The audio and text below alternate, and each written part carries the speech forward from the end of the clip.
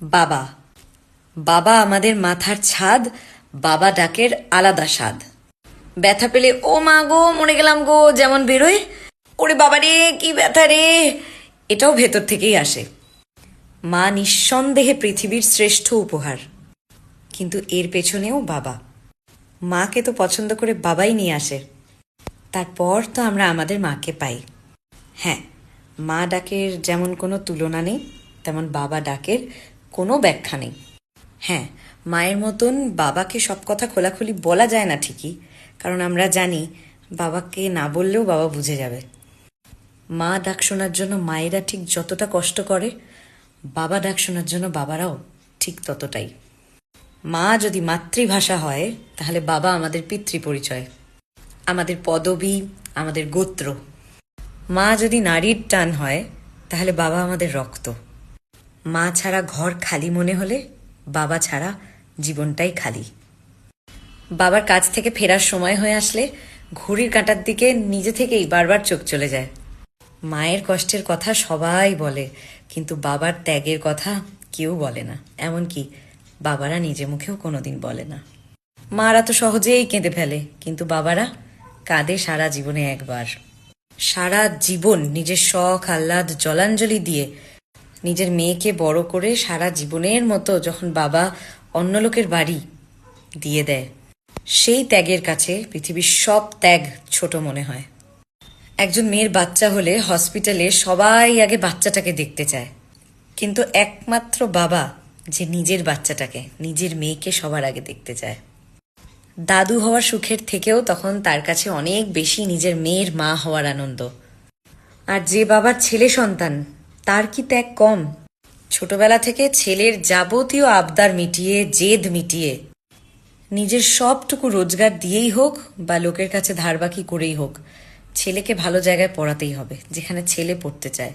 যদি সেটা বিদেশ হয় তবে তাই। তারপর ছেলে নিজের পায়ে দাঁড়িয়ে গেলে, প্রতিষ্ঠিত হয়ে গেলে, তখন বাবা টাকা রাখতে শুরু করে তার বউয়ের জন্য, তার বিয়ের জন্য, তারপর তার ছেলে মেয়ের জন্য। তবুও ছেলের থেকে এক পয়সাও মুখ ফুটে চাইতে পারে না কোনো বাবা।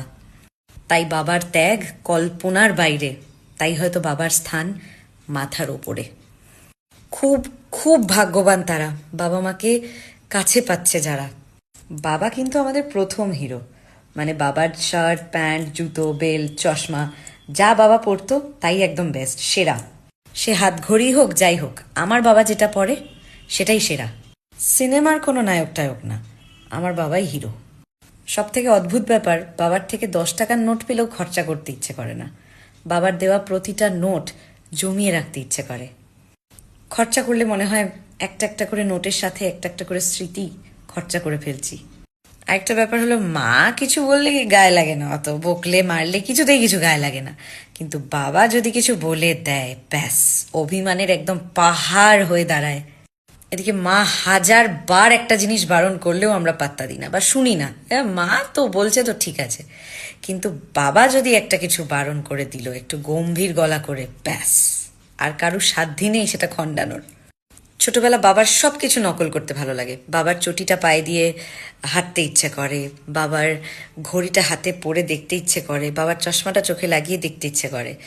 কিন্তু সেই বাবাই যখন একটু বয়স হয়ে যায়, আমরা যখন একটু বড় হয়ে যাই, সেই বাবাই কিন্তু আবার আমাদের বেস্ট ফ্রেন্ড। তখন আর মাকে বলেও কোনো কথা সেরম শান্তি পাওয়া যায় না যতক্ষণ না বাবার সাথে শেয়ার করা হচ্ছে, যতক্ষণ না বাবাকে বলা হচ্ছে। সত্যি চরম দুর্ভাগ্য তাদের যারা চেয়েও আজ বাবার সাথে কিছু শেয়ার করতে পারছে না, যাদের বাবা নেই, ছেড়ে চলে গেছে। কোনো আবদার, কোনো জেদ বাবার কাছে আর করা যাচ্ছে না। বাবার ভয়ে তাড়াতাড়ি বাড়ি ফেরার তাড়া থাকছে না। মায়ের শাসন ঠিক যতটা প্রয়োজন আমাদের জীবনে, বাবার শাসন হয়তো তার থেকে লাখ গুণ বেশি। তাই যাদের বাবা আছে তাদের সব আছে। পিতা স্বর্গ, পিতা ধর্ম, পিতা হি পরমন্তব্য, পিতা হি প্রীতিমা পণ্যে প্রিয়ন্তে সর্বদেবতা। পিতাকে খুশি করলে সকল দেবতা খুশি হন।